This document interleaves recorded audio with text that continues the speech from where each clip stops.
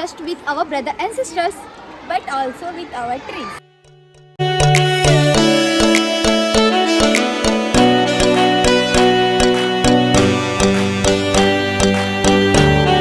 Why are you making Rakhi for a tree? I am making Rakhi for mango tree in our school playground because it gives us shade.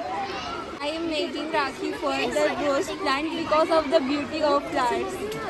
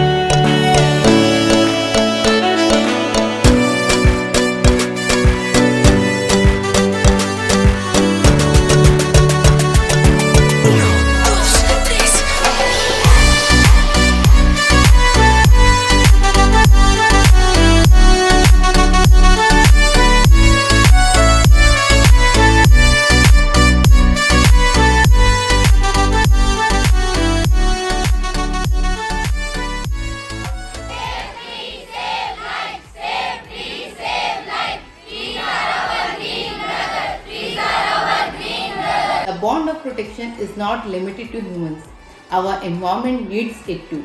By tying a Rakhi to a tree, we are making a promise to protect it, water it and cherish it. Thank you so much. Happy Raksha Bandhan to all of you.